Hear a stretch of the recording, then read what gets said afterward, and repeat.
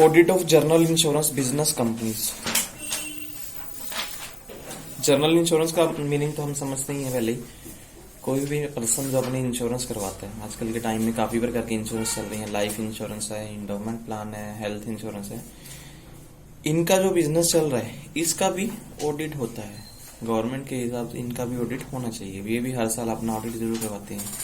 इसमें जो main head authority थी वो थी IRDA, insurance regulatory development authority of India.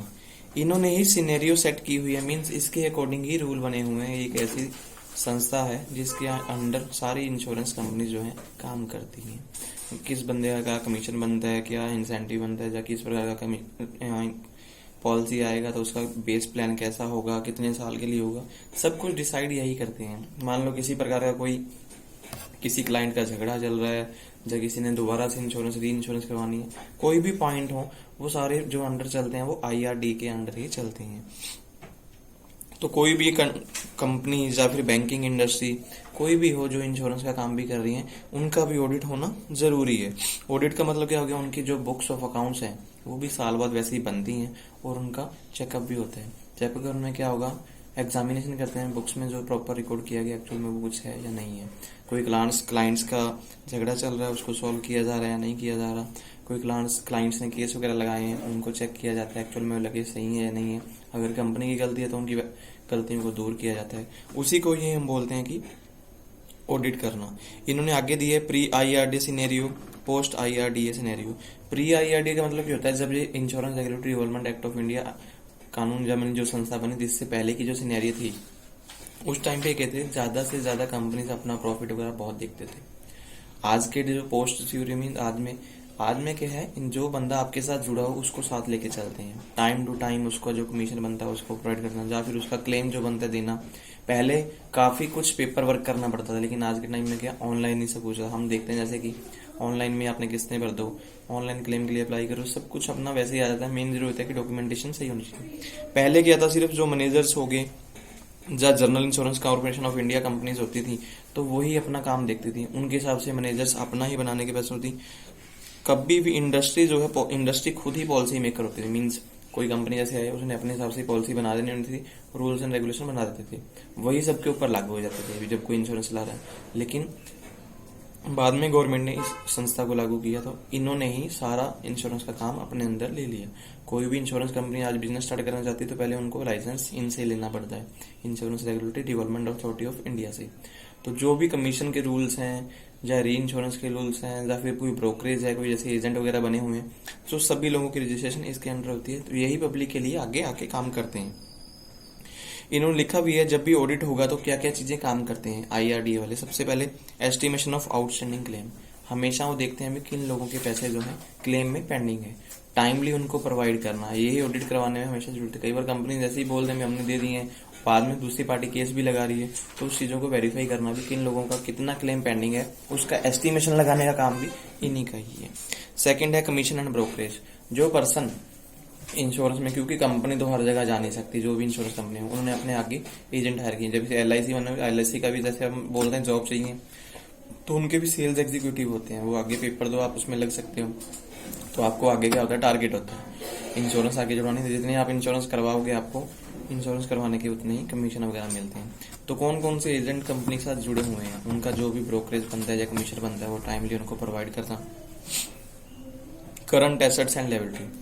Company अपनी कितनी करंट एसेट्स और करंट लायबिलिटीज दिखा रही है, मींस कंपनी के पास एक्चुअल में पैसा कितना है और कितना किन लोगों को कितना पैसा देना है। क्योंकि जब हम इंश्योरेंस करवाते हैं हमारा पैसा कंपनी के पास जाता है, वो पैसा ये थोड़ी कि संभाल के रख लेते हैं, वो आगे कहीं ना कहीं अपना पैसा लगाते चल लेते हैं। एग्जाम्पल जैसे बताऊं मैं, LIC जो है अपनी, ये अपना पैसा पता है ज्यादातर कहाँ पे इन्वेस्टमेंट किए हुए इन्होंने, IDBI बैंक में। सुना ना इस बैंक के बारे में, इसमें इन्होंने इन्वेस्टमेंट की हुई है। तो मीन्स उस बैंक को भी साथ में चलाने का एक तरह गवर्नमेंट की तरह ही वो बैंक है। अभी गवर्नमेंट खुद सोच रही है कि हम जितना हमारा हिस्सा उस बैंक से खत्म कर देंगे। तो LIC ने भी डिसाइड किया है कि जितना हमारा हिस्सा उस बैंक में चलता है 43% शेयर जो है LIC के हैं IDB बैंक में। उन्होंने बोला कि हम इसको फुली प्राइवेट ही कर देंगे, अपना हिस्सा हटा लेंगे। तो मतलब कि ये देखता हूँ भी ऑडिट होने का मतलब ये था कि अपना पैसा जहाँ भी लोगों का पैसा आ रहा है उसको कहाँ पे कोई कंपनी इन्वेस्टमेंट कर रही है, और प्लस उन्होंने कितने लोगों का पैसा देना है भी एक्चुअल में उतना पैसा उनके पास है। जैसे हम बैलेंस शीट बनाते हैं तो वो बैलेंस शीट प्रॉपर इक्वल आई है या नहीं आई है, नहीं आ रही तो उसके रीजन पता करते हैं, उसको प्रॉपर करवाने में हेल्प होती है। उसके बाद है अदर इशू, काफी कुछ और इशू भी होते हैं जिसकी वजह से ऑडिट करवाया। सबसे पहले है री इन्वेस्टमेंट और री इंश्योरेंस।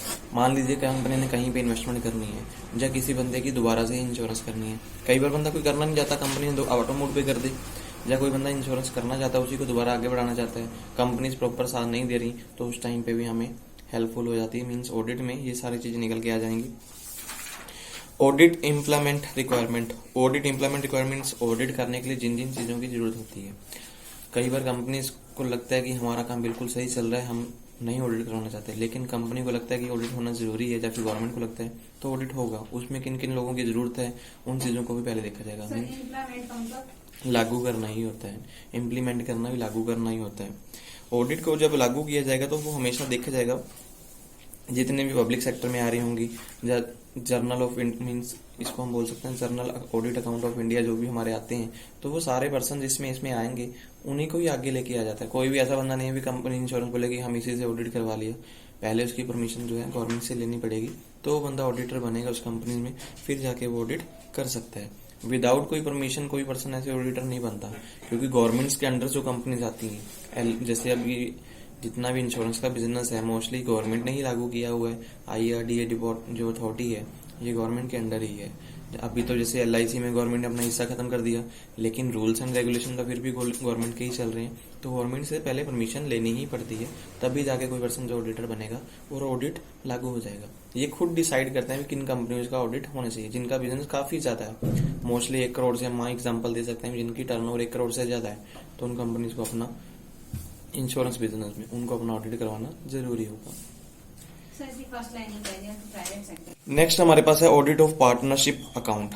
पार्टनरशिप अकाउंट के बारे में हमें पहले से ही पता है कि पार्टनरशिप क्या होती है, जब 2 या 2 से ज्यादा पर्सन मिलकर बिजनेस स्टार्ट करते हैं, उनकी रजिस्ट्रेशन भी होनी चाहिए अंडर द पार्टनरशिप एक्ट 1932, वो कंपनी पार्टनरशिप में आ जाएगी। तो उनका ऑडिट करवाने का मतलब क्या होता है, उनकी बुक्स ऑफ अकाउंट्स का फेयर वैल्यू देखने के लिए, क्योंकि जो रिकॉर्ड्स कंपनी बना रही है या पार्टनरशिप में दिखा रही है उनका एक्चुअल में पिक्चर वो सही है या नहीं है, क्योंकि जो पर्सन पार्टनर बना होता है उसको भी जरूरी होता है कि हमारा पैसा बिल्कुल सही है, मार्केट में हमारी वैल्यू बिल्कुल सही दिखा रहे हैं। कल को मान लीजिए किसी पर्सन को और पार्टनर बनाना है, तो सबसे पहले कंपनी की क्या मांगेगा, बैलेंस शीट वगैरह मांगेगा बैलेंस शीट भी ये देखेगा कि ऑडिट हुई है या नहीं हुई। इन लिखे advantage of audit of partnership firm. Partnership firm का ऑडिट करवाने में क्या फायदा होता है, एक तो म्यूचुअल ट्रस्ट बना रहता है, मीन्स जो पर्सन आपके साथ जुड़ के बिजनेस कर रहे हैं उनका सहमति बनी रहेगी, ऑलवेज ट्रस्ट होगा कि मान लीजिए बिजनेस में कुछ इंक्रीज करना है तो वो पैसा इन्वेस्ट करने में कभी भी हिचकिचाहट नहीं करेंगे। सेकंड है उनका मिटिलिटी चांसेस ऑफ डिस्प्यूट्स, बहुत ही रेयर या कम चांस होते हैं भी डिस्प्यूट क्रिएट हो अगर पार्टनरशिप अकाउंट्स का भी ऑडिट हुआ होगा, क्योंकि ऑडिट में होता है भी सब कुछ प्रॉपर सही होगा, ऑडिटर सही बना के देगा, तो उस टाइम पे डिस्प्यूट होने का भी कोई मतलब नहीं होता। Partners who do not take active part in affairs of the firm, जो पर्सन कंपनी में पार्टनर्स तो बने होते हैं लेकिन वो एक्टिव नहीं होते। एक्टिव का मतलब कि डेली बेस पे कंपनी में आना ही नहीं है, उन्होंने सिर्फ पैसा लगाया हुआ है, वो ऑलवेज चाहते हैं कि कंपनी का ऑडिट हो और हमें पता लगे भी एक्चुअल में कंपनी जो कुछ दिखा रही है भी सही दिखा रही है, हमें जो बच रहा है तो पैसा बिल्कुल सही बच रहा है। फिर है एक्सलेंडरी सर्विसेज, उसके बाद कुछ सर्विसेज हैं जिस पे इस पे ऑडिट करवाया जाता है। सबसे पहले पॉइंट लिखा उन्होंने strengthening of internal control, company का इंटरनल कंट्रोल की स्ट्रेंथ क्या है ये भी चेक किया जाता है। सेकंड एडवाइजरी सर्विस और टैक्सेशन पॉलिसी, हमें कितना टैक्स किस हिसाब से भरना चाहिए उसके लिए भी हमें एडवाइस मिल जाती है ऑडिटर से। ओवरड्राफ्ट, कहीं पैसा हम ओवरड्राफ्ट में यूज कर रहे हैं उसको कैसे कंट्रोल में लेके हैं। बहुत सारे लोग ऐसे होते हैं, एग्जाम्पल के तौर पे हम लेते हैं, बैंक में अकाउंट खुल जाता है बिजनेस के लिए, जैसे करंट अकाउंट मिल गया या फिर ओडी अकाउंट खुल गई। ऐसे अकाउंट्स के लिए हमें क्या है, बैंक के पास कुछ अपनी एफडी वगैरह रखनी पड़ती है जिससे हमें फैसिलिटी मिल जाती है कि हम बैंक का पैसा यूज कर लें, उसको हम ओडी फैसिलिटी बोलते हैं। बहुत सारे लोग ऐसे बिजनेस में क्या करते हैं, बैंक का पैसा ही यूज करते रहते हैं और उससे ब्याज पे ब्याज देते रहते हैं, और ब्याज देने का हमें कोई फायदा नहीं होता। ब्याज मतलब बैंक का पैसा यूज करोगे तो हमें आप इंटरेस्ट तो देना ही पड़ेगा। तो जो ऑडिटर होगा आपको फैसिलिटीज में बताएगा कि अगर आप अपने पैसे को इस हिसाब से मैनेज कर लोगे तो आपको ओडी यूज करने की जरूरत ही नहीं है, मीन्स ओवरड्राफ्ट क्यों यूज करना है, विदाउट हमें खर्चा क्यों डालना अपने। तो ऐसी एडवाइस भी हमें मिल जाएंगी। अदर बैंकिंग फैसिलिटीज, हमें बैंक से और क्या क्या फायदे हो सकते हैं, ऑडिटर आपको ये सारी चीजें के बारे में भी बता देगा। ऑडिट प्रोसीजर क्या है? ऑडिट प्रोसीजर में क्या होगा? स्टडी दी पार्टनरशिप एग्रीमेंट केयरफुली। जब भी ऑडिट स्टार्ट होगा पहले तो पार्टनरशिप डीड को पढ़ा जाएगा, क्योंकि एग्रीमेंट का मतलब क्या होता है, पार्टनरशिप डीड ही होगी। उसको पढ़ा जाएगा भी कौन कौन से पार्टनर हैं, उनका पार्टनरशिप रेशियो क्या है, प्रॉफिट उन्होंने कैसे शेयर करना है, सैलरी मिलेंगी या नहीं मिलेंगी, लॉस होगा तो लॉस को कैसे सफर करेंगे, ये सारे पॉइंट उसमें चेक करते हैं। Agreement should be sign by the partner. Deed को हमेशा ये चेक करना होगा कि उनमें जो पार्टनर्स हैं उनके साइन हुए हैं या नहीं। अगर नहीं हुए तो ऑडिट स्टार्ट हो ही नहीं सकता, क्योंकि जो पर्सन ऑडिटर आएगा उसको प्रॉपर नॉलेज होनी चाहिए उसकी। स्टडी दी पार्टनर कंट्रीब्यूशन, पार्टनर का हिस्सा क्या है वो चेक करना होगा। अमलगामेशन विद अनदर फर्म, अगर कोई कंपनी या पार्टनरशिप है अमलगामेट हो जाती है, अमलगामेट का मतलब क्या होता है कि किसी और बिजनेस के साथ जुड़ के काम करना स्टार्ट कर रहे हैं, तो कैसे होंगे, उसका क्या प्रोसेस उन्होंने लिखा हुआ है। Review of internal control, internal control means company में स्टाफ क्या है, कौन कौन बंदा क्या क्या काम करता है, कंपनी का बिजनेस क्या है, किस तरह उसको मैनेज कर रहे हैं, रिपोर्टिंग सिस्टम क्या है, ये सारा इंटरनल कंट्रोल में आ जाता है। Study the organisation structure of the firm, company के काम करने का तरीका और कंपनी का मेन ऑब्जेक्टिव्स क्या है और उनको कैसे अचीव कर रहे हैं, उनका नॉलेज प्रॉपर लेने के बाद ही ऑडिट स्टार्ट होगा।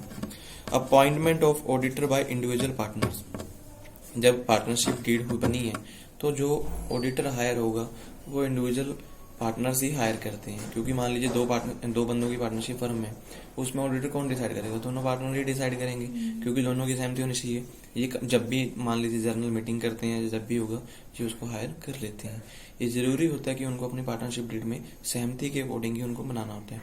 ये नहीं है कि किसी को बोल देंगे किसी भी ऑडिटर को हायर कर लेंगे, जब दोनों की सहमति होती है तो उसको अपॉइंट कर लेते हैं वो। और की रजिस्ट्रेशन जो है हमें रिटर्न में होनी चाहिए। ये नहीं कि किसी ऑडिटर को आपने हायर कर लिया, उसको रजिस्ट्रेशन 30 दिन के आपको लेनी होगी। जब किसी ऑडिटर को हायर कर रहे हैं वो भी आपको लिख के सहमति पत्र देगा कि मैं आपकी कंपनी का ऑडिट करूंगा। उसके बाद आपके लिखें की ऑडिट पार्टनर, ये पॉइंट लीव कीजिए की ऑडिट पार्टनर। आगे चलते हैं ऑडिट प्रोसीजर। ऑडिट प्रोसीजर में क्या होगा, सबसे पहले पार्टनरशिप डीड देखी जाएगी, उसके बाद एक्सप्लेनेशन मान लो पार्टनरशिप डीड में कुछ पॉइंट जो बिल्कुल साइलेंट है, जिनके बारे में प्रॉपर नहीं कुछ पता लगता, तो उनकी प्रॉपर इन्फॉर्मेशन पहले ली जाएगी पार्टनर से। फिर है powers and duties of the partners, किस बंदे की पावर्स का मतलब हो गया कौन सा पार्टनर बैंक का काम कर रहा है या कौन सा पार्टनर मार्केट सेल का काम देख रहा है, उन सब बंदों की पावर्स देखी जाएंगी, मीन्स उनके पास काम क्या क्या और रिस्पॉन्सिबिलिटी क्या क्या यूज करते हैं वो। डिवीजन ऑफ वर्क, कैसे काम को बांटा हुआ है, क्योंकि पार्टनर ये नहीं बोल सकते कि हम कंपनी के पार्टनर हमको काम नहीं करेंगे, उन्होंने अपने में काम को बांटा होता है। एक बंदा दूसरा डिपार्टमेंट संभाल रहा होता है, एक बंदा वो डिपार्टमेंट, तो उनके बारे में भी हमें पता होना चाहिए भी कौन से पार्टनर क्या क्या काम देख रहे हैं। Study the financial clauses, financial clauses का मतलब होता है कि एज पर डीड के हिसाब से कितना कितना पैसा पार्टनर ने लगाया है, और डीड में लिखा है कि पार्टनर्स को सैलरी मिलनी चाहिए या कमीशन मिलना चाहिए या इंटरेस्ट मिलना चाहिए, क्योंकि ये चीजें लिखी होती हैं डीड में, तभी जाके उनको मिलता है। अगर ना लिखा हो तो फिर ऐसा कुछ नहीं होता, कभी पार्टनर को सैलरी मिलती नहीं होती पार्टनरशिप में। Checking the books of accounts, जितनी अकाउंट्स बन रही हैं वो भी चेक करना, मीन्स उनमें जो एंट्री पास हो रही हैं वो रिकॉर्ड्स मीन्स एविडेंस के साथ पास हुई हैं या नहीं हुई। Report of the audit, audit की जो रिपोर्ट्स होगी वो पार्टनर के जो फर्म के पार्टनर होंगे पहले उन्हीं को ही सेंड की जाती है। जब वो देख लेंगे भी ओके हो जाता है तो फिर बैलेंस शीट वेरीफाई करके गवर्नमेंट के पास सबमिट हो जाती है ऑडिट रिपोर्ट के साथ।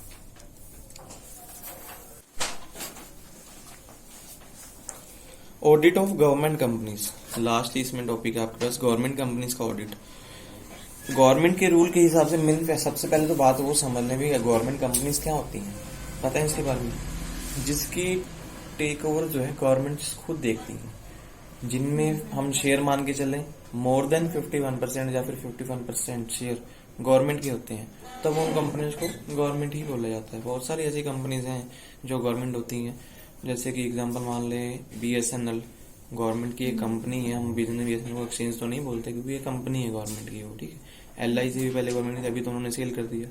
रेलवे एक तरह का ये भी कंपनी का ही डिपार्टमेंट हो गया, रेलवे डिपार्टमेंट हो गया, ये भी गवर्नमेंट्स का। तो जो भी जमीन कुछ भी काम जो गवर्नमेंट्स देख रही है, उनकी जो भी कंपनीज आती हैं, इसमें कोई भी कंपनीज हो, चाहे वो स्टेट लेवल पे हो चाहे वो कॉरपोरेशन हो, चाहे वो कोऑपरेटिव सोसाइटीज हो, या बैंक्स आ जाएं छोटे छोटे, जिनका टेक ओवर गवर्नमेंट ने खुद किया हुआ है, तो उनकी सभी कंपनियों का जब ऑडिट होता है तो उनको हम बोलते हैं ऑडिट ऑफ गवर्नमेंट कंपनीज। इन्होंने लिखा है कि इन सभी चीजों की, चाहे वो पार्शली, चाहे वो फुली, चाहे हाफ पार्शली से पार्टी, किसी भी स्टेट गवर्नमेंट में जो गवर्नमेंट कंपनीज को देख रही है उन सभी को गवर्नमेंट कंपनी बोलेंगे। इनमें जरूरी होता है कि उनकी जितनी भी सब्सिडरी कंपनी भी हो, आगे कई बार ऐसा होता है गवर्नमेंट ने आगे कई कंपनी को भी हायर किया तो साथ में मिलाया होता है, उन सभी कंपनीज का ऑडिट होना जरूरी है, क्योंकि गवर्नमेंट उनका रिकॉर्ड बनाती है। गवर्नमेंट के अभी मान लें एग्जाम्पल, हमारे इंडिया में जैसे बीजेपी गवर्नमेंट है, अभी गवर्नमेंट से जितने मेंबर बनते हैं, कितने मेंबर होते हैं, जब गवर्नमेंट बनी तो 350 370 मेंबर भी जीते तब जाके वो गवर्नमेंट बनी। अभी वो सारे मेंबर थोड़ी वो आगे सारा कुछ चेक कर लेंगे पूरी इंडिया का काम, तो उनके आगे आगे डिपार्टमेंट होते हैं, तो उन्होंने ऐसे बंदे बने हुए हैं, जज हैं, वकील हैं, वैसे बाद गवर्नमेंट ने नहीं डिसाइड किया हुआ है एक स्ट्रक्चर जो स्टार्टिंग से ही बनना चला रहा है। तो इन सभी चीजों में सभी डिपार्टमेंट में ऑडिट होता है। ऑडिट करने का मतलब होता है कि सभी डिपार्टमेंट्स का काम को चेक करना भी एक्चुअल में वो काम सही चल रहा है या नहीं चल रहा। जहां पे उनको फ्रॉड लगता है वो केस लगा देते हैं, मान लो बंदे अंदर भी चले जाते हैं, कभी बाहर आ गए, वो केस जो हमें देखते हैं, अभी मान लीजिए कोई गवर्नमेंट के बंदे के ऊपर ही केस लग जाते हैं, बहुत सारे पीछे टाइम में जैसे लगे भी, तो उसका मतलब क्या होता है, उनके काम को चेक किया गया, कभी सीबीआई जांच करने आ गई या कभी कोई और डिपार्टमेंट आ गया, अलग अलग डिपार्टमेंट की जिम्मेवारी वैसे होती है। तो सेम गवर्नमेंट्स की जितनी कंपनी होगी उनका भी ऑडिट होना जरूरी होगा। इन्होंने कुछ पॉइंट्स नीचे लिखे हुए हैं, सेंट्रल गवर्नमेंट, वन और मोर गवर्नमेंट कंपनी, स्टेट गवर्नमेंट या फिर कॉर्पोरेशन, कोई भी संस्थाएं जिनको कहता है गवर्नमेंट कंपनी में होता है, इनका ऑडिट करना जरूरी होगा। इसके ऑब्जेक्टिव क्या होते हैं, मेन जब गवर्नमेंट कोई भी कहता कंपनीज का अपना ऑब्जेक्टिव करवाती है, उसका मेन फायदे या फिर उसके उद्देश्य क्या होते हैं। पहला पॉइंट लिखा उन्होंने, record financial transaction of revenue expensive related to the government organisation. जितनी भी गवर्नमेंट की संस्थाएं हैं उनको कितनी इनकम हो रही है और कितना उनका खर्चे हो रहे हैं, उनको चेक करने के लिए ऑडिट कराना जरूरी होता है। अभी मान लीजिए गवर्नमेंट को काम कैसे गवर्नमेंट करती है, क्योंकि पैसे इकट्ठे करते हैं, उनके पास सबसे बड़ी रेवेन्यू जो होती है वो टैक्स रेवेन्यू होती है। जहां जहां पे भी टैक्स लगता है उनको पैसा जाता है, फिर वही पैसा आगे वो हमारे लिए लगाते हैं, मीन्स हमारा ही पैसा होता है, हमसे इकट्ठा करके हमें वो एक तरीके से बांट देते हैं। आजकल के टाइम में तो जैसे गवर्नमेंट का कोई हिसाब तब ही नहीं है, पैसे आप खुद ही खाते चले जाते हैं, लेकिन रूल तो यही बना हुआ है, जो गवर्नमेंट में हमने बंदे बिठाए हैं तो उनका काम क्या होगा, हमसे ही पैसा इकट्ठा करके हमारे लिए फैसिलिटीज को जनरेट करना। तो गवर्नमेंट इन चीजों को चेक करने के लिए ऑडिट करवाएगी। Second, avoid the excess expensive beyond the limit of the budget approved by the government. Government हर साल एक बजट बनाती है, उसमें लिखा होता है भी हम इस डिपार्टमेंट में या इस एरिया में इतने पैसे खर्च करेंगे। अगर उससे ज्यादा का खर्चा हो रहा है तो उसको कैसे खत्म करना है, उसको चेक करना। कई बार ऐसे भी होता है, हमने पास कर दी भी यहाँ पे सानेवाल में ये सड़क बनेगी 1 करोड़ में बनेगी, वहां पे हम दिखा दे रहे हैं 7 करोड़ लग के, तो उस चीज को लिमिट को चेक करने के लिए ऐसे कैसे हो गया। तो एग्जांपल इसकी तो है ही नहीं भी हम सानेवाल की सड़क ही लिख दें उसमें, तो उसमें जो है बजट में जो पास करते हैं उन चीजों को चेक किया जाता है। To make expensive according to the appropriate act rules legal provision. जितने भी गवर्नमेंट ने खर्चे करने हैं वो जो रूल्स एंड रेगुलेशन पहले से ही हमारे इंडियन लॉ के बने हुए हैं तो उसके अकॉर्डिंग ही करने। To provide reliable financial data information about the operation of public fund. Public का जो पैसा है, पब्लिक फंड है, उसकी प्रॉपर इन्फॉर्मेशन प्रोवाइड करना, किसको, गवर्नमेंट को और प्लस पब्लिक को। पब्लिक के पास भी पूरी इस चीज की इन्फॉर्मेशन होती है, हमारा एक राइट है कि हम उस इन्फॉर्मेशन को ले सकते हैं, हम राइट ऑफ इन्फॉर्मेशन जैसे बोलते हैं, गवर्नमेंट से उस चीज की इन्फॉर्मेशन हम ले सकते हैं। वैसे तो गवर्नमेंट आजकल ऑनलाइन ही सारा कुछ डालते हैं, आजकल तो ऑनलाइन ही हो गया, आप कोई भी चीज देख ली गवर्नमेंट क्या क्या काम कर रही है, उन्होंने सारा कुछ डाला होता है, इतने करोड़ यहाँ खर्च हुआ, इतना यहाँ हुआ। डीपली तक कोई भी नहीं जाता, तो मोटी मोटी अमाउंट्स को ही बनाना होता है उन्होंने। To facilitate making auditing of the books of accounts. हमें जब ऑडिट करना तो उसकी बुक्स ऑफ अकाउंट्स को बना के रखना, इसके लिए भी ऑडिट कराना होता है, क्योंकि कोई भी डिपार्टमेंट हो अपनी बुक्स हर एक डिपार्टमेंट बनाता है, कोई ऐसा डिपार्टमेंट होगा ही नहीं जो बिना बुक्स के काम कर रहा होगा। To help preparing financial statement and reports.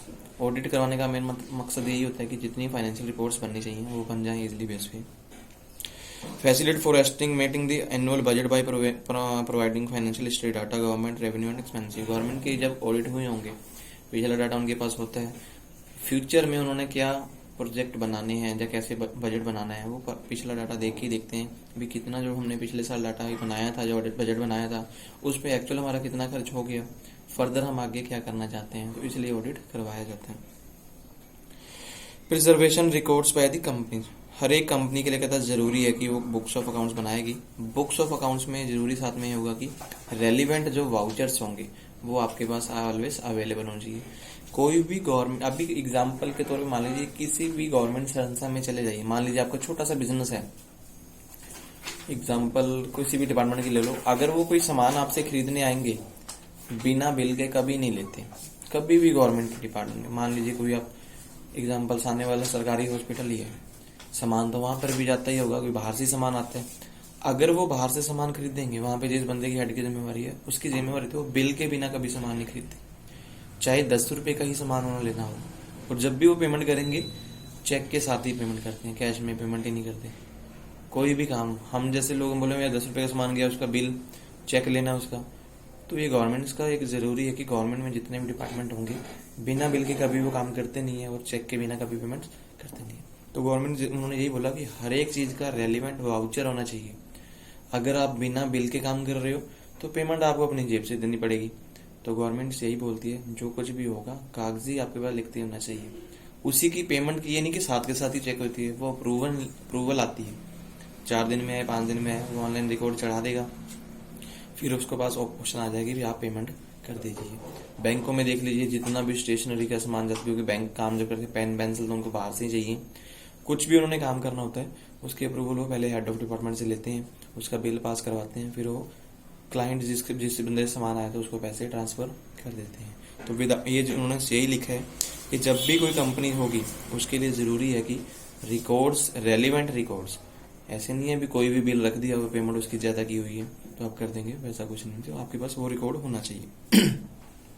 Forum of accounting records and accounting standard, जो भी रिकॉर्ड्स बने होंगे अकाउंट्स के फॉर्म के अकॉर्डिंग और अकाउंट्स का जो स्टैंडर्ड है, मींस जो रूल्स बने हुए हैं उसके अकॉर्डिंग ही एंट्रीज पास होनी चाहिए।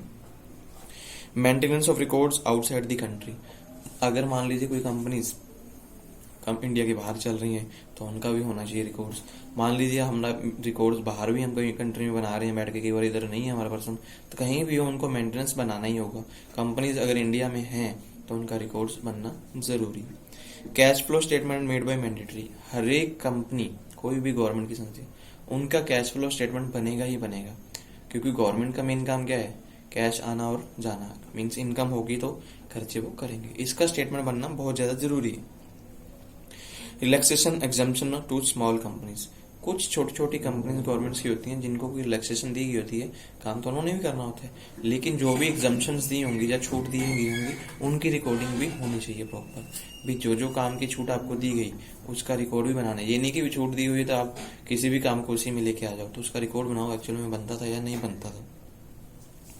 फाइनेंशियल ईयर, गवर्नमेंट का फाइनेंशियल ईयर जो है with in the minimum period of 6 month, हम ये मान के चलें इनको बोलना minimum period of financial year.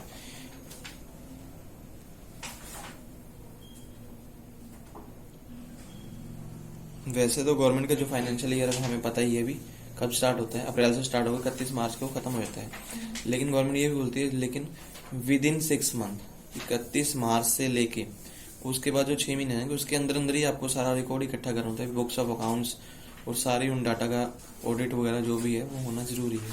Example हमने बिजनेस की मान ली, बिजनेस का कोई भी बैलेंस शीट बनती है, अभी आपको पता हो शायद 31 जो अक्टूबर की लास्ट डेट है उस तक बन जानी चाहिए। जो भी कंपनीज हैं नहीं बनेंगी, उनके बैलेंस शीट वगैरह ऑडिट नहीं हुआ होगा तो उनके ऊपर जुर्माना लगता है। तो सेम वो भी गवर्नमेंट ने ये बताया भी जैसे ही फाइनेंशियल ईयर खत्म होगा उसके विद इन 6 महीने के अंदर अंदर वो सारा काम हो जाना चाहिए। फिर उसके बाद आपके पास आ रहे हैं डायरेक्टर रिस्पॉन्सिबिलिटी स्टेटमेंट, जो भी कंपनीज में डायरेक्टर्स होंगे उनकी रिस्पॉन्सिबिलिटी होती है कि वो सारी की सारी स्टेटमेंट बनाएं और बनाकर गवर्नमेंट को इस चीज की रिपोर्ट जो है सबमिट करें, क्योंकि उनकी जो कमेटी होती है आगे, जो भी डायरेक्टर गवर्नमेंट कंपनी में आएंगे वो भी कमेटी मेंबर्स ही होते हैं, उनको अपने अपने डिपार्टमेंट में इन्फॉर्मेशन देनी होती है, वो इन्फॉर्मेशन गवर्नमेंट के पास ऑटोमेटिक पे पहुंच जाती है। अपॉइंटमेंट ऑफ ऑडिटर्स, जितने भी ऑडिटर कहता हायर किए जाएंगे, हमेशा जो गवर्नमेंट की जो जनरल मीटिंग होगी या बजट में जो पास किए जाएंगे या बोर्ड ऑफ मीटिंग होगी उसी में हायर किए जाते हैं। मोस्टली जो ऑडिटर होंगे गवर्नमेंट जब भी हायर करती है इनको कैग के द्वारा ही हायर किया जाता है, computer auditor general of India, यही गवर्नमेंट के जितने ऑडिटर होंगे उनको हायर करते हैं। जैसे हम मान लो जजों की नियुक्ति होती है तो मेन जो सीनियर जज होते हैं वही नियुक्त करते हैं, सेम इसमें भी जनरल ऑडिटर ऑफ इंडिया जो होते हैं वही हायर करते हैं ऑडिटर्स को। जब भी कोई बंदा कहता अपॉइंट हो जाता है तो उसको विद इन 7 डे जो है अपॉइंटमेंट अपनी लेनी होती है गवर्नमेंट से, मीन्स उसको लेटर मिलना ही होता है। और वो अगर वो 7 दिन में कहता, अगर ऑडिटर के रजिस्ट्रार के पास सबमिट नहीं होता तो उसकी रजिस्ट्रेशन कैंसिल भी कर लेते हैं। तो 7 दिन के अंदर अंदर ही वो बंदा गवर्नमेंट के पास हाजिर होना चाहिए, जिसकी अपॉइंटमेंट हो जाती है। रेमुनरेशन ऑफ ऑडिटर्स, ऑडिटर को कहता है सैलरी जो है कैसे दी जाती है, इन्होंने लिखा भी है, कहता है इसके बारे में वैसे तो हमने प्रोविजन की बार पहले भी पढ़ा था। जो भी कहता है उसकी ऑडिट की फीस होती है वो उसके खर्चों के ऊपर डिपेंड करती है, कितना कितना टाइम वो बंदा डिपेंड लगाता है, और मीन्स उसके आने जाने की फीसिस ही होती हैं, वो गवर्नमेंट एज पर जो रूल्स कंपनी एक्ट के बने होंगे उसके अकॉर्डिंग उनको मिल जाती है। रोटेशन ऑफ ऑडिटर, जो भी गवर्नमेंट में ऑडिटर बनेंगे इनकी रोटेशन पीरियड जो है 5 साल की है। 5 साल बाद इसको चेंज करना है तो हम चेंज कर सकते हैं, अगर दोबारा से भी रखना है तो 5 साल बाद उसको दोबारा रख सकते हैं। एक रूल जैसे हम रेजोल्यूशन बोलते हैं वो पास करके दोबारा भी रखा जा सकता है। Provision of non auditory services, मान लीजिए कोई ऐसी नॉन ऑडिटरी सर्विसेज हैं जिनकी ऑडिट करवाने की जरूरत नहीं है, उसके लिए कुछ प्रोविजन बनाई हुई है, इन्होंने लिखा हुआ है। सबसे पहले इंटरनल ऑडिट।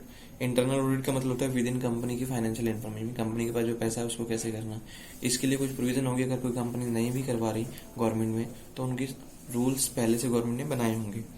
फिर है एक्सिलरी सर्विस। एक्सिलरी सर्विस का मतलब होता है इन्वेस्टमेंट बैंकिंग सर्विस, बैंकिंग कहाँ कहाँ पे इन्वेस्टमेंट की हुई है गवर्नमेंट, इसके बारे में इन्फॉर्मेशन गवर्नमेंट खुद नहीं करवाएगी, वो बैंक की जिम्मेवारी थी, अपनी रिपोर्ट्स बना के आगे सबमिट करेगा। Rendering of outsource financial services, हमें आउटसोर्स का मतलब जो हमारे टेम्परेरी स्टाफ हैं, जो ऑडिट क्लाइंट्स हैं, उनका हमने कैसे डाटा चेक करना है, उनको भी मीन जो टेम्परेरी बेस पे काम हो रहे हैं उनके लिए वो प्रोविजंस हैं वो नहीं करते। फिर एंड डिस्क्वालिफिकेशन ऑफ ऑडिटर, जितने भी कहता है गवर्नमेंट कंपनी में ऑडिटर्स आएंगे वो डिस्क्वालिफाइड कैसे होंगे। मान लीजिए गवर्नमेंट उसकी रिपोर्ट से सेटिस्फाइड ही नहीं हो रही है, कोई बंदा अपना काम प्रॉपर तरीके से काम नहीं कर पा रहा, जिससे कि हमारे पता है आज ऑडिट करने का टाइम तो वो बंदा सर्विसेज दे नहीं पा रहा, जब हमारी जो मीटिंग्स थी उनको अटेंड ही नहीं कर रहा, जब जो हमारे बोर्ड ऑफ कमेटी के मेंबर बने हुए थे वो सेटिस्फाई नहीं होते हैं ऑडिटर की रिपोर्ट से तो वो डिस्क्वालिफाइड हो जाता है। कई बार मान लीजिए उसके पास अपनी डिग्री नहीं है, जैसे ICAI institute of chartered accountant of India, वो बंदे के पास डिग्री नहीं है तो वो डिस्क्वालिफाइड हो जाएगा। मीन्स उसके पास क्वालिफिकेशन भी होनी चाहिए, नॉलेज एक्सपीरियंस भी होना चाहिए, प्लस वो अपने काम के प्रति प्रॉपर जिम्मेवार होना चाहिए। अगर वो ऐसा कुछ नहीं करता तो वो बाहर हो जाता है। Appointment of auditor other than the retiring auditor, जिन लोगों को भी कहता जब कोई भी बंदा कहता है रिटायर होगा उनकी जगह पे न्यू अपॉइंटमेंट तो होती ही है, इन सभी पर्सन की जो अपॉइंटमेंट होगी वो एनुअल जनरल मीटिंग में ही की जाती है। Duties and liabilities of auditors, सबसे पहले ऑडिटर की ड्यूटीज की बात करें, उन्होंने पॉइंट में ही बना दिया है। ऑडिटर की ड्यूटी है कि सभी कंपनीज का जो भी इनको जिस डिपार्टमेंट को ऑडिट करने का बोला जाता है तो सभी कंपनीज का ऑडिट वो करेगा, चाहे वो होल्डिंग कंपनी है, चाहे वो सब्सिडरी कंपनी है, चाहे वो डायरेक्ट गवर्नमेंट कंपनी है, उन सभी का ऑडिट करना जिम्मेवारी उसकी होती है। रिपोर्ट बना के गवर्नमेंट के पास सबमिट करना भी जरूरी है। साथ में इन्होंने लिखा कि उसकी लायबिलिटी, अगर ऑडिटर किसी तरह से फेल हो जाता है अपना टाइम से काम कंप्लीट करने में तो जो भी जुर्माना वगैरह जो कुछ भी बनता है वो ऑडिटर फिर खुद ही पे करते हैं। Powers of auditor of A holding company, holding company समझते हैं कौन सी होती है, जिस कंपनी को हम साथ में लेके चल रहे हैं उसका बिजनेस का नाम तो वही चल रहा था, हमने इन्वेस्टमेंट की है, अपने साथ बिजनेस का भी चला रहे हैं, कोई उसमें ऑडिटर होगा उसकी पावर्स क्या होंगी, जितनी मर्जी वो बुक्स ऑफ अकाउंट चेक करना चाहे तो वो चेक कर सकते हैं, किसी से कोई इंक्वायरी लेनी है या किसी से ऑब्जर्वेशन रेलिवेंट इन्फॉर्मेशन लेनी है या फिर क्वेश्चनिंग करनी है वो कर सकते हैं।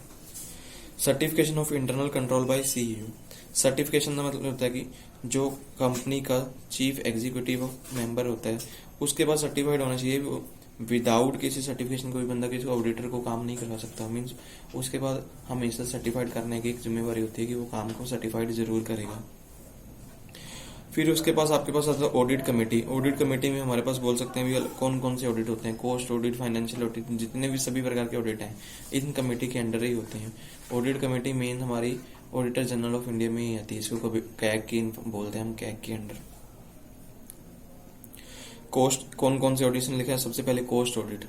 कॉस्ट में क्या चेक करते हैं, कंपनी जो कॉस्ट का ऑडिट करवाएगी तो उन्होंने कॉस्ट एक्चुअल में जो बनाई है वो बिल्कुल सही लगी है या नहीं लगी।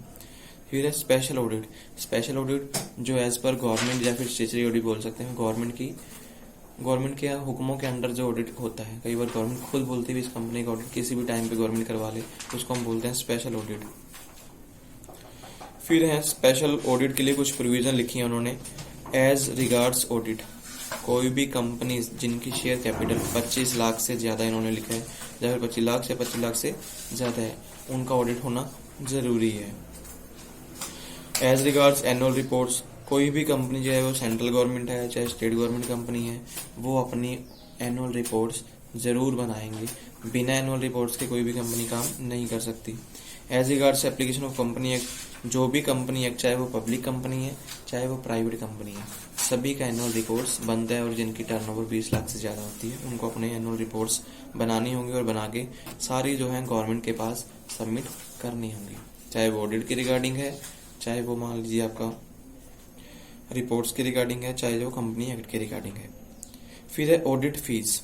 ऑडिट फीस देखो इन्होंने कम से कम क्या बनाया है इसमें topic. A member of institute of practice shall not be behalf of firm chartered accountants, he is a partner except carry of audit work involving reports audit fees amount less than what is लिखा specified under, consisting 5 of more partner but less than 10 partner, at least 1 partner holder।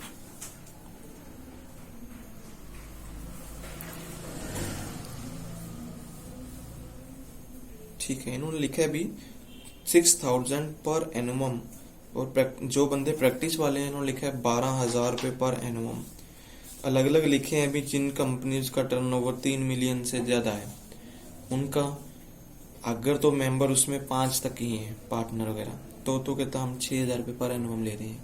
अगर member 10 से ज्यादा हो जा रहे हैं तो हमारा एनुअम हमारा 12,000 लेंगे, क्योंकि ऑडिटर कौन सा एक कंपनी का ऑडिट करता है, अलग अलग कंपनियों को काफी करते हैं। हम बोले 12,000 से क्या होगा, बहुत सारी कंपनीज के उन्होंने ऑडिट करने होते हैं कि एक का तो करने नहीं होते, तो उनकी फीस रख दी उन्होंने भी 6,000 मिनिमम। अगर 5 मेंबर आ रहे हैं, अगर 10 से ज्यादा या 10 हैं तो उसमें हम 12,000 ले रहे हैं। अगर कोई कंपनी ऐसी है जिनकी 3 मिलियन से कम है टर्नओवर वगैरह, तो वहां पे उन्होंने 35 और 8,000 की प्रोविजन बनाई हुई है।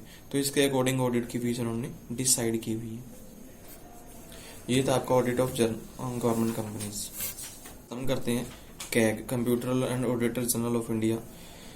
Organisation subject to the auditor of CAG India are all union state government departments including Indian railways, post office, telecommunications, या उसके अलावा 150 जो पब्लिक कंपनीज हैं, जो 150 है उससे 150 बोल रहा हूँ 1500, और जो 400 नॉन कमर्शियल कंपनीज हैं, उन सभी कंपनीज अथॉरिटीज का जो ऑडिट होंगे वो auditor of general of India के अकॉर्डिंग ही होते हैं। मीन जो भी ऑडिटर हायर होंगे इन कंपनीज का ऑडिट करने के लिए, वो उन सभी की हायरिंग किसके थ्रू होती है, ऑडिटर जनरल ऑफ इंडिया के थ्रू ही होती है।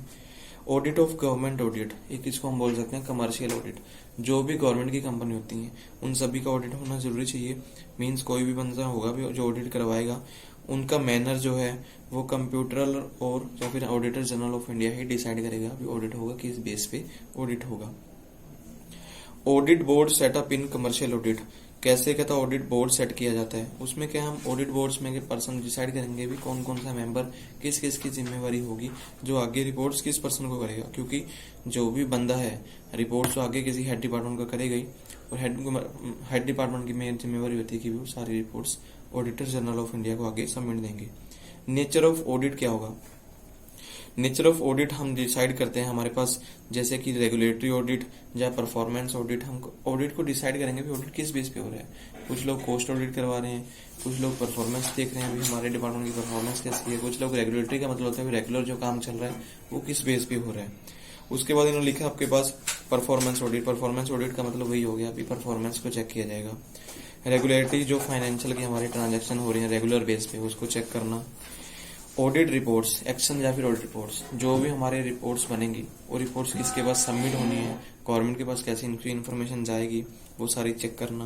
Public accounts committee, public accounts committee का मतलब होता है जितने गवर्नमेंट ने अपने डिपार्टमेंट बनाए हैं उनके पास पैसा किस तरह से आ रहा है, मीन्स जो रेवेन्यू जनरेट हो रही है वो किस तरह से रेवेन्यू जनरेट हुई है, किस डिपार्टमेंट में पिछले साल के अकॉर्डिंग रेवेन्यू कम जनरेट हुई, और खर्चे किए गए तो किस बेस पे खर्चे किए गए, उन सभी चीजों की reports banana. Committee on public undertaking, public undertaking समझते हैं जिन जिन संस्थाओं को गवर्नमेंट ने अपने अंडर किया होता है, जिनके ऊपर गवर्नमेंट का हक होता है, उन सभी संस्थाओं की रिपोर्ट्स बनाना। जैसे मैंने पहले बोला, railway, post office, telecommunication department, या फिर बैंक्स हो गए, या फिर ये हॉस्पिटल्स वगैरह हो गए जो गवर्नमेंट खुद चलाती हैं, उन सभी डिपार्टमेंट्स की अलग अलग रिपोर्ट्स बनाना। ये सभी लोग काम रिपोर्ट्स कौन बनाते हैं? ऑडिटर ही बनाते हैं। उसके बाद हमारे पास आता है कैग रोल। कैग का मेन रोल क्या है? कैग का रोल यही होगा कि वो सारे फाइनेंशियल डाटा जो है पार्लियामेंट में या फिर स्टेट लेजिस्लेशन में बनाती है और उनको वहां पे रिव्यू के तौर पे सबको दिखाया जाता है। गवर्नमेंट के पास पूरी इन्फॉर्मेशन कहाँ से आती है? अभी हमने पूरे साल में इतना काम किया, वो सारी रिपोर्ट्स इकट्ठी होकर गवर्नमेंट के पास जाती हैं। तो मीन्स जो computer auditor general of India होंगे, सारी रिपोर्ट्स बना के पार्लियामेंट में सबमिट करते हैं। इन्होंने रिपोर्ट कौन कौन सी होती है? इनमें civil audit, audit of autonomous bodies, defence services, railway, receipts of the government, central government, जो भी डाटा इनका मीन लेन देन कुछ भी चल रहा होता है किसी डिपार्टमेंट का, वो सारी की सारी रिपोर्ट्स जो है हमारे कंप्यूटर या फिर कैग बोल सकते हैं हम, कैग ऑफ इंडिया जो है बना के गवर्नमेंट के पास सबमिट करते हैं।